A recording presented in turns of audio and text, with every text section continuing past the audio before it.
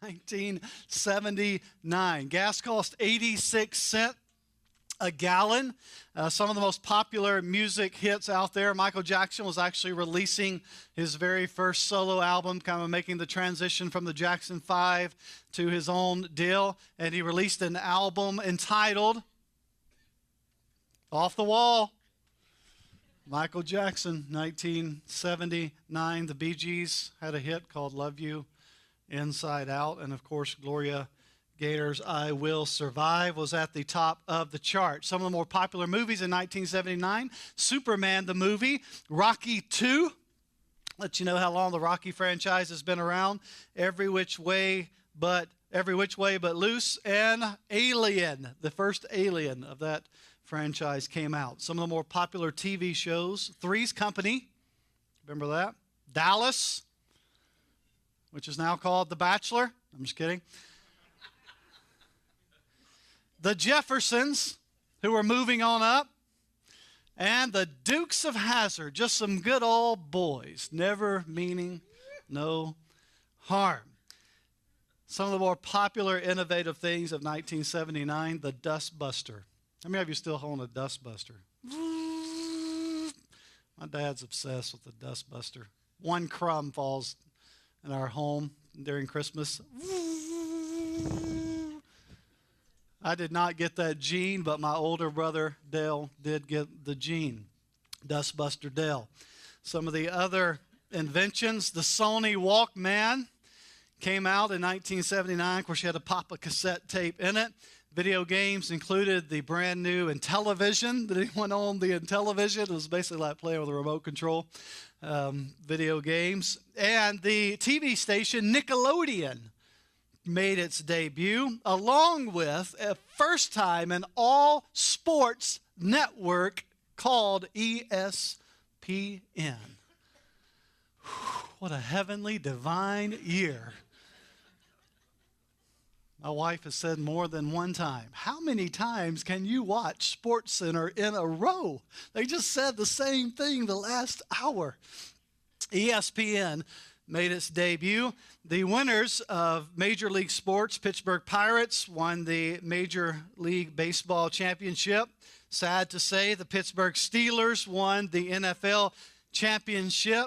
The NBA championship was won by none other than what my son is representing today, the Seattle Supersonics. Seattle's still bitter about losing the Supersonics. If you haven't visited that city, still bitter. And one football team in college won the national championship. Roll Tide it is. Won the national championship. The slogans that were popular during that year, Cokes was have a Coke and a what? And then one of the worst slogans in the history of marketing, AT&T, reach out and touch someone. What? Not a slogan you want to use in modern culture.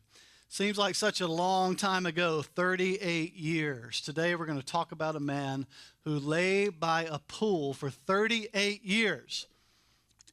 Not for the suntan. He was physically disabled and hoping for a miracle. Or was he? We'll see in our text today. We're jumping back into the Belief Project. Let me give you a little refresher on the Belief Project. It is a journey through the Gospel of John. It's kind of this behind-the-scenes series that we do. We jump out of John's Gospel on occasion and do some 4, 5, 6-week series, or like Elijah that turned into an 8-week series.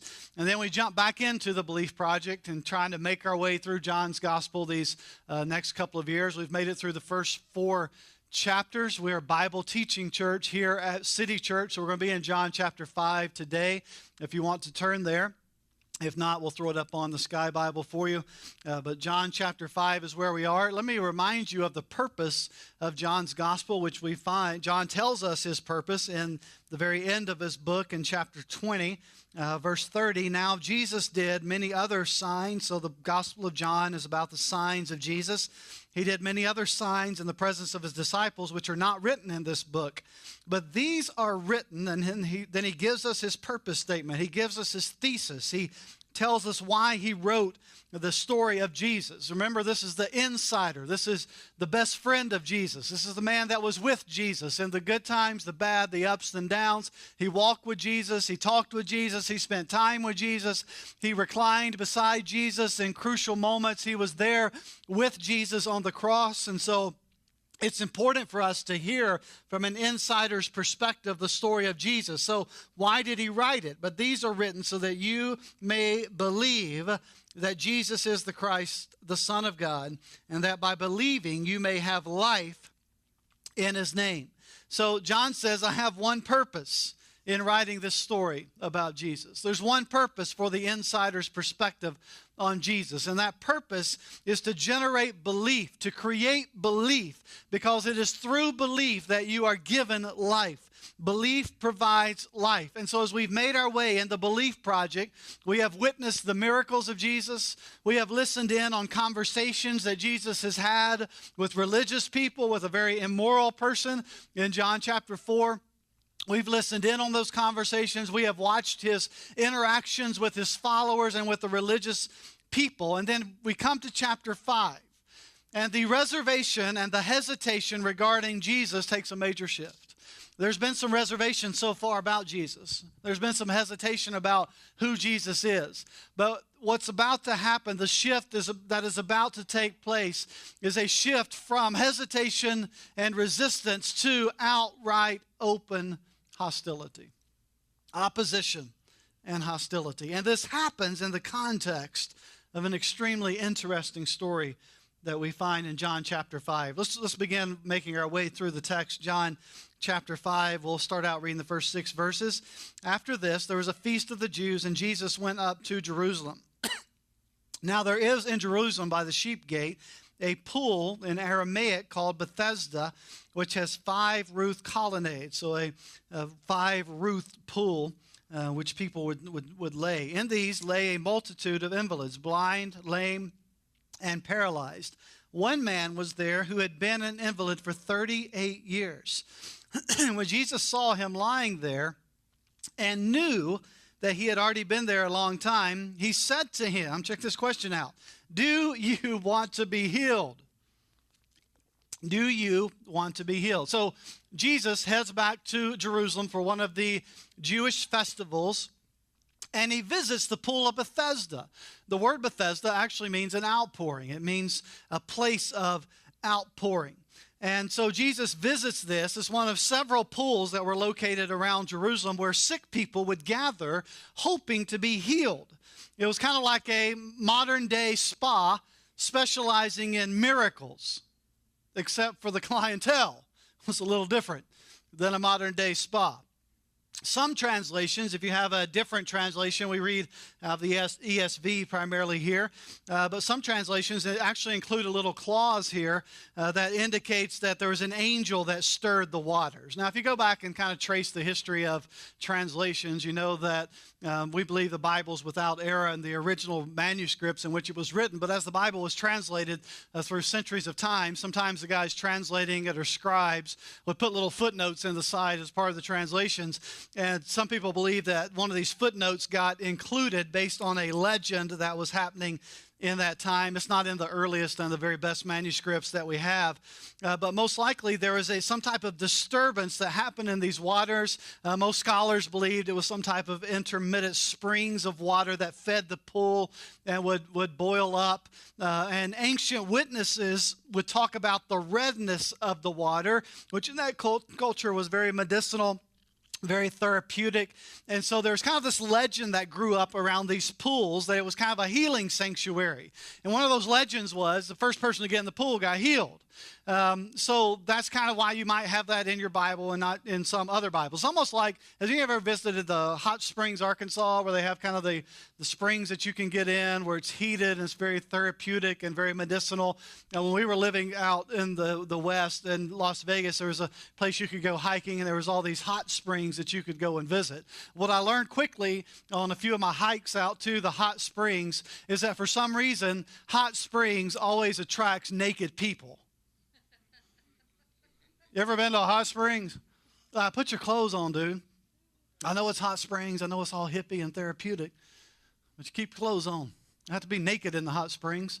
By the way, before you start judging the hot springs and their nudity, Ashley and I were hiking in, what's this place over here outside of Moulton? Something Springs or something, Sipsey Forest, and it was on her birthday, and someone decided to greet Ashley in their birthday suit in honor of her birthday. So we were hiking in Sipsey Fork and got greeted by a group of nudists in the Sipsey Fork Creek with a 5-year-old nudist. That was interesting. So don't judge the hot springs people too severely and all their nudity, taking off their clothes, getting in the hot springs. Let's get back on the Bible.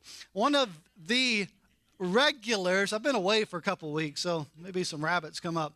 One of the regulars that had been at this pool had been sick for a very long time, 38 years to be exact. Jesus compassionately singles him out and asks him an interesting question. Do you want to be well again? Do you want to be healed? Yes. Why would Jesus ask what seems to be such an absurd question? Now, questions are very important in John's gospel. They are very intentional in John, as we'll kind of see as we go through. There's some very specific intentional questions that are asked in the Gospel of John. This is one of them. Do you want to be healed? Seems like, if we're being honest, kind of a stupid question. You know, the comedian Bill Engvall has made his living on pointing out stupid questions that people ask. You heard that guy? The here's your sign comedian. Like you should have a sign that says stupid, and when they ask a stupid question, you give them the sign.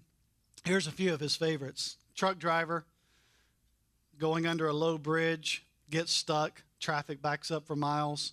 Cop walks up to the truck driver. Get stuck? Driver. No, I was just delivering a bridge and ran out of gas. On an airplane going to Seattle, in the plane, in the air, going to Seattle. Guy beside me, going to Seattle? No, I'm planning on parachuting out around San Francisco. Walk in the house soaking wet. Is it raining outside? Nope, I just decided to take the fish for a walk. In the park, flying a kite. Are you flying a kite? Nope, just decided to fish for birds. One of my favorite, laying at the bottom of the steps. Did you fall down? No, I just decided to come down the steps this way. And then my favorite, staying late for work, and the co-worker asked this infamous question. Are you still here? No, actually, I left 10 minutes ago. This seems like one of these questions that Jesus asked, right? It's like going into the hospital and asking from room to room, do you want to get well? Well, obviously, there's got to be something deeper going on here, and we get what the deeper issue is from the man's response in verse 7. The sick man answered him, Sir, I have no one to put me into the pool when the water is stirred up, and while I am going, another steps down before me. Jesus asks the man if he wants to be healed, and the man responds with excuses. He doesn't have anyone to help him get into the pool, to take advantage of the healing waters. Whenever he tries to get down there, other people just push him out of the way. By the way, not cool, other people. Excuses. Like many today, this man misunderstands how God works. Maybe it's based on his life experience of being sick for 38 years, of being lame for 38 years. His perception is that God operates on a first come, first serve basis. Here's how we hear it phrased today. God helps those who help themselves. Did you know that's the opposite of the gospel of grace? That's the opposite of the gospel message. The gospel is not God helps those who help themselves. The gospel is God helps us when we can't help ourselves.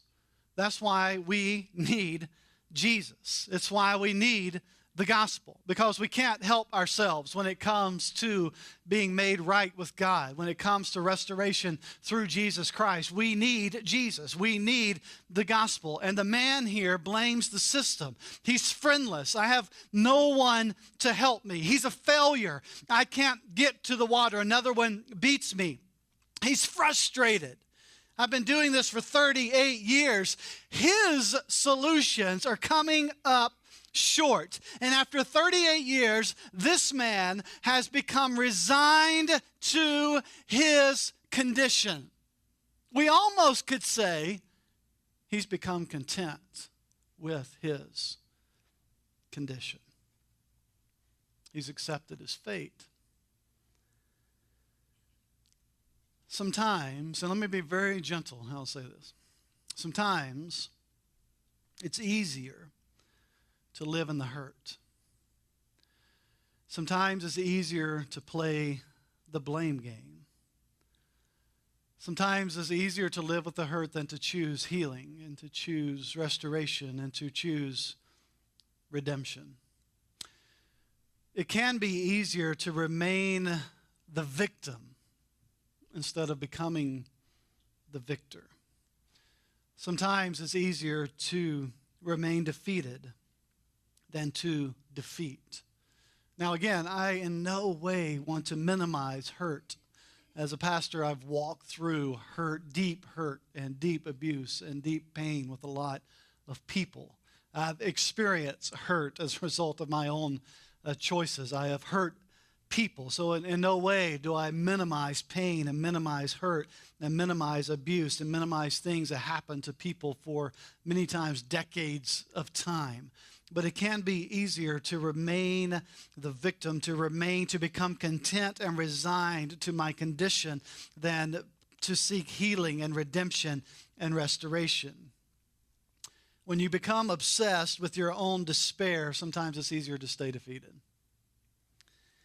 When people have hurt you, healing means forgiveness. Healing means restoration. That's not easy when you've been hurt. Sometimes it's easier to stay hurt than it is to think, I've got to forgive that person that hurt me. Sometimes it's easier to stay hurt than it is to think, I've got to seek restoration with someone that hurt me. Sometimes it's easier to stay hurt than to think, I've got to forgive a person who abused me.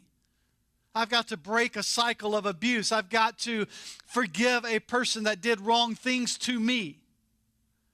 Sometimes it's easier to live as the victim because it's difficult to forgive and to seek restoration. When life has treated you unfairly, many times it's easier just to blame others, to live in self-pity. And if we're really being honest, sometimes we do not want it, do we? We don't want forgiveness. We wallow in our bitterness. We would rather live with our anger and live with our frustration. We don't want that person to be forgiven. We don't want them to find redemption or restoration. It's easier to live in our hurt at times. And so maybe the question of Jesus is very appropriate for today. Do we really want to be healed? Do you want to be healed? It seems like a silly question until you realize what it means to live like a healed person. Did you hear that? It seems like a silly question until we realize what it means to live like a healed person. What it takes to live like a healed person. How does Jesus respond to this? Verse 8. Jesus said to him, "Get up, take up your bed, and walk." And at once the man was healed, and he took up his bed and walked. Jesus ignores his complaints. He doesn't try to rationalize with him, explain it. He ignores his complaints, and he tells him, all you need to do is stand up, grab the mat you're lying on, and walk away. And that is exactly what he does. He gets up, he grabs the mat. He's healed. He's walked. Touchdown for Jesus. Another miracle. He gets up and he walks. But let's not be mistaken here. It is the enabling initiative of Jesus that seeks him out. It is the enabling power of Jesus that enables this convalescent to walk again. It's not this man's failed efforts. It's not his feeble attempts to try and walk. It has nothing to do with the man. It is the grace of Jesus that enables this man to get up and walk. Now, let's not be mistaken. It is the grace of God, the grace of Jesus that enables us to get up and walk.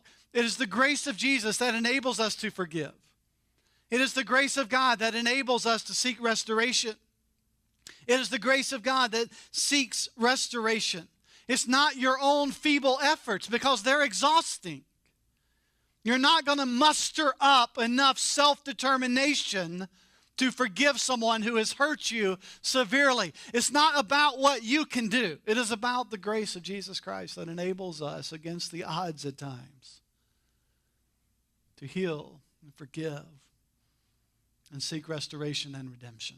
I don't know what that looks like. It's complicated, isn't it? Some of you have been hurt in deep and severe ways, and I don't know what it looks like, but I know that God's desire through the grace of Jesus is to provide healing to your heart and soul, and many times that means healing of broken relationships. It's easier at times to just lay on our pallet of self-pity and brokenness than it is to take up our pallet and walk. You know what the indication is when this man is told to take up his pallet and walk away?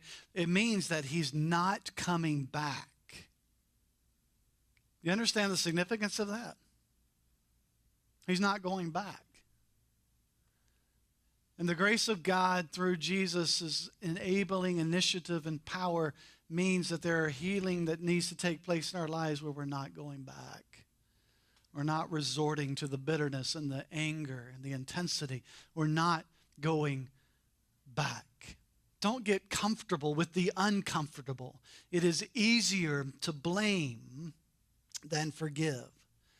Now, this story does not end with the miracle. As a matter of fact, we are introduced to a very dark side of the story beginning of verse 10, and it's where the shift in the text begins to take place. Verse 10, let me back up and say the end of verse 9. Now, that day was the Sabbath. That's important. Verse 10, so the Jews said to the man who had been healed, it is the Sabbath, and it is not lawful for you to take up your bed. But he answered them, the man who healed me, that man said to me, take up your bed and walk. They asked him, who is this man who said to you, take up your bed and walk? Now the man who had been healed did not know who it was, for Jesus had withdrawn as there was a crowd in the place. Afterward, Jesus found him in the temple and said to him, see, you are well. Sin no more, that nothing worse may happen to you. The man went away and told the Jews that it was Jesus who had healed him. So get the picture here. The religious authorities who, again, already have it out for Jesus, some hesitancy, some uncertainty, they're keeping their eye on him, and then suddenly things are about to take a shift. The religious authorities, they're not amused. It's the Sabbath. It's the day of rest during the Jewish week. And the people aren't supposed to be doing any work at all. And in that culture, that includes carrying mats. What? Call the authorities. This man is carrying a mat. We know what carrying is here in the South, don't we? We carry people places. First time I was outside the South and said I was going to carry someone somewhere, they were like, what, you mean like carry someone somewhere? What are you talking about? Like, no, in a car. Like, oh, you mean drive them. Carrying a mat. Call the police. What is going on? Seems like some wacky laws. Now, Alabama's not without its own wacky laws. These are wacky laws on the books in the state of Alabama. Bear wrestling matches are prohibited in the state of Alabama. But incestuous marriage is legal. Do you hear me? Your family tree has no forks. Incestuous marriage is legal. But it is, listen closely, it is illegal to impersonate a person of the clergy. Don't you pretend you're me, or you're going to get locked up in the state of Alabama. And in case you're wondering, you may not have an ice cream cone in your back pocket at any time. It is illegal for a driver to be blindfolded while operating a vehicle. You can text, but do not put on a blindfold. It is illegal to wear a fake mustache that causes laughter in church in the state of Alabama. And with all of our bad habits, boogers may not be flicked into the wind in the state of Alabama. Wacky laws that were written at some point for some reason that have remained on the books in some place, city, county in our state. Why? Why are there such wacky laws? Because people are wacky. And so in that day and age, and like our day and age, people like to get as close to the line as possible. So over time, more and more and more laws were added to the law of God and considered equally binding as God's law. We call it legalism. God's law is we observe the Sabbath. And as people began to paint closer and closer to the line, they realized, hey, we got to define what it means to break the Sabbath. And so they began to add more and more laws to the law of God. And these oral laws included 39 distinct classes of work that were forbidden on the Sabbath. And one of those classes, one of those laws was you cannot carry a bed from point A to point B. And so these Jewish leaders say to this man, what are you doing carrying your mat around? Violating the law. And the man says, I was just healed by a really nice guy who told me to pick it up and start walking. That's cool, right? Nope, it's not cool. Who is this healer who instructs people to disobey the Sabbath laws? Now, things are not looking up for Jesus at this point. But the man can't identify Jesus, who obviously has disappeared into the crowd. Seems like a lucky break for Jesus for now. Later, Jesus runs into this formerly disabled man and instructs him to stop sinning, or something else is going to happen. Now, we do not know if this man's debility was a result of his sin or not. Sickness can be the result of sin, can't it? But not always. We'll learn that a few chapters later in chapter 9.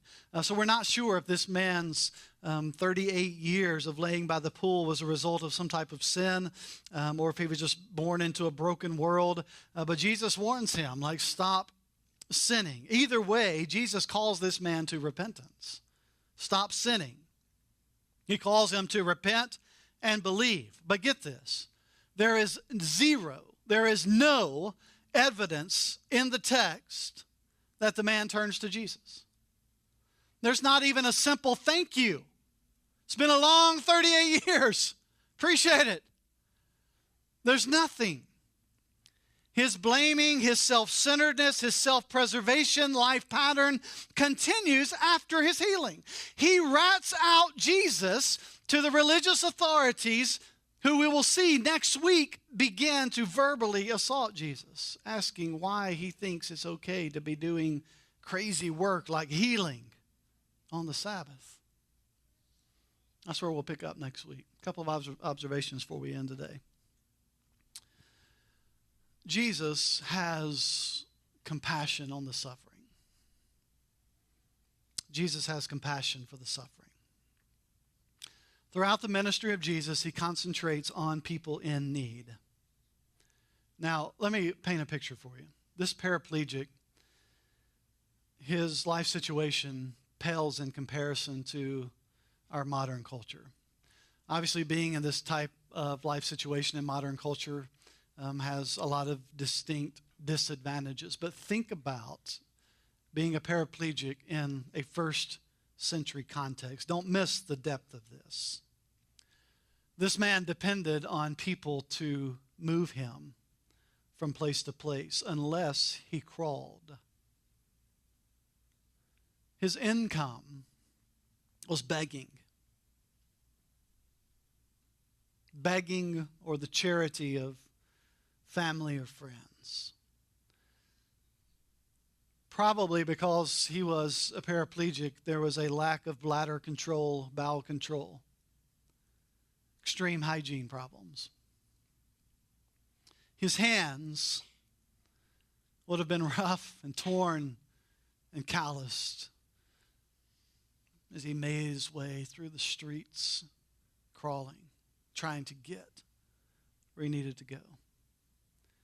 People avoided guys like this at all cost in the first century. It is a picture of broken humanity at its height. A man in desperate need that was ignored, that did not look good, smell good.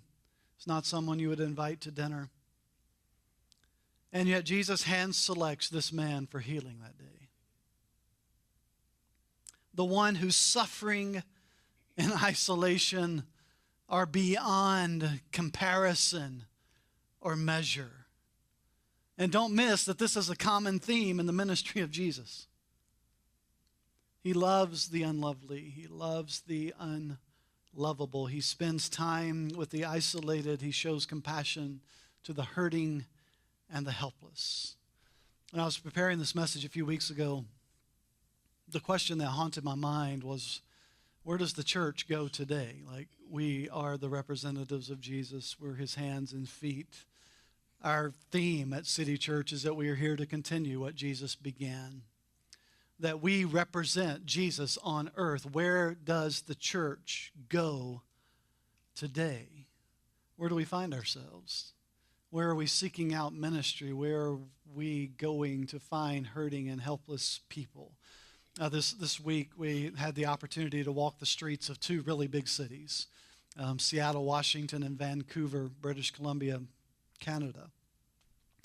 And if you've been in big cities like that are very vertical, lots of condos, lots of tall buildings, and thousands of restaurants, and a few dozen city blocks, and everything that can happen, and people walk, and there's all types of life that happens in the hustle and bustle of big cities.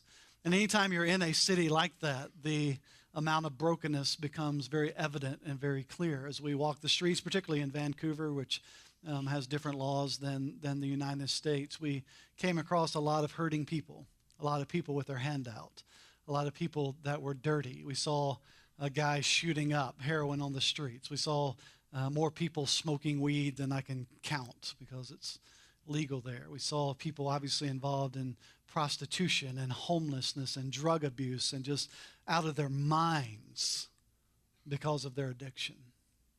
And I thought, where's the church? Like, this is the hurting people. This is the man in John 5 in our modern times. This is the guy that people want to ignore. And when he gets on the bus with his cart of cans, that people shuffle out of the way to avoid him. Like, where's the church?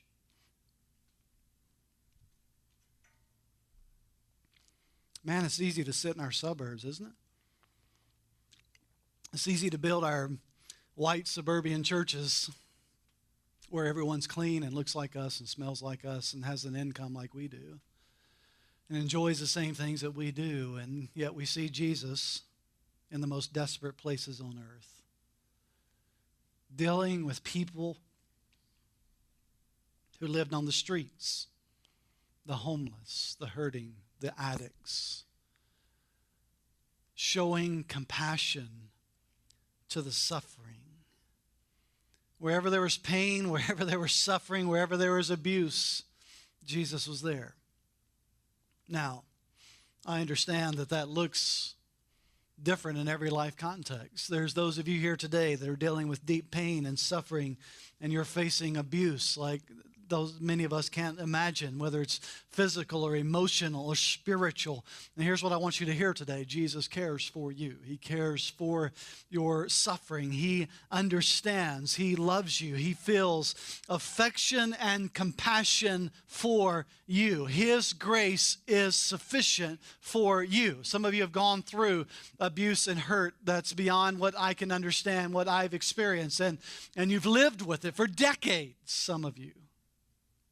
And I want you to hear me. Jesus cares for you, and he has compassion on you. and he loves you deeply, and he hurts deeply with you.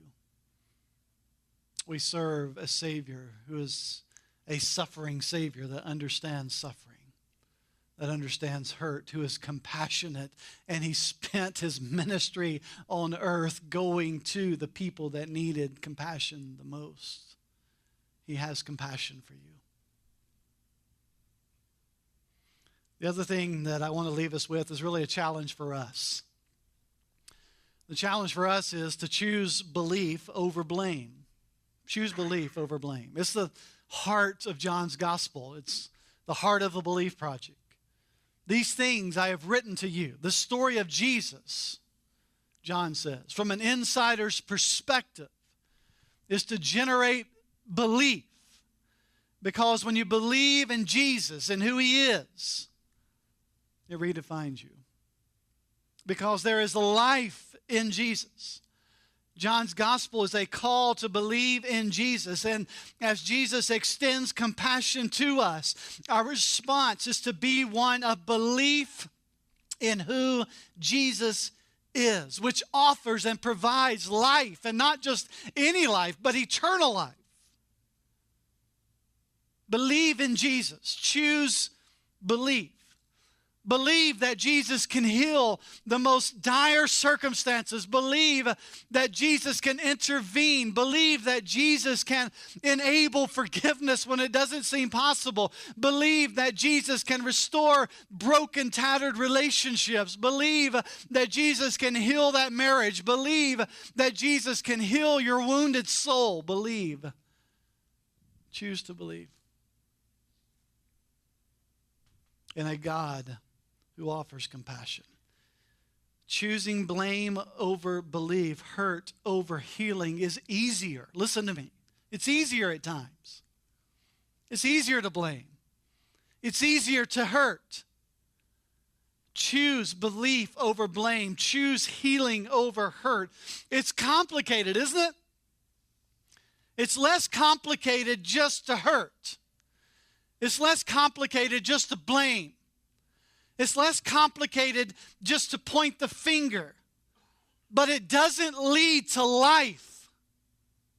It doesn't lead to restoration and redemption and wholeness. It doesn't lead to redemption. And through the enabling grace of Jesus, some of you today need to choose. You need to choose belief. You need to choose healing. I know it's not an easy step. I know it's not an easy 1, 2, 3 process. I know it takes years and it takes time, and it may take counseling, and it may take intervention, and you may have to choose to do it again and again. But through the enabling grace of Jesus, choose belief. I don't know what you've done. I don't know what has been done to you. But I know there's healing and hope and forgiveness and redemption and fulfillment and meaning in Jesus. There is life in Jesus. There is hope in Jesus. And John's clarion call throughout his gospel says to us, believe in who Jesus is, that he is the Christ, that he is the Son of God, that by believing you may have life. We'll see in John 10, it's not just any life, it's life to the fullest. That you may have life. There is hope, there is life in Jesus. Years ago, there was an S-4 submarine that was rammed, you may remember this, by a ship off the coast of Massachusetts. It sank immediately, and the entire crew was trapped in a prison house of death, basically waiting to die as the air ran out and the water creeped in. Every effort was made to rescue that crew, and it failed. Finally, a deep sea diver who was doing everything in his power to find a way for the crew's release thought that he heard a tapping on the steel wall of the sunken sub. He placed his helmet against the side of the vessel and realized it was Morse code. He listened intensely as the message tapped from within by the trapped crew, and it was repeating the same question over and over and over again. Is there any hope? Is there any hope? Is there any hope? You ever felt that way? You ever felt trapped by life? You ever felt trapped in a sunken vessel of bitterness and despair and hurt and pain and abuse? You ever felt that way? Is there any hope? Is there any hope? John says, believe in Jesus. Do you want to be healed? Do you want to be healed? There is hope. There is life. There is meaning in Jesus. A Jesus who has compassion for the hurting, the suffering, the abused. Jesus who has compassion for you and for me.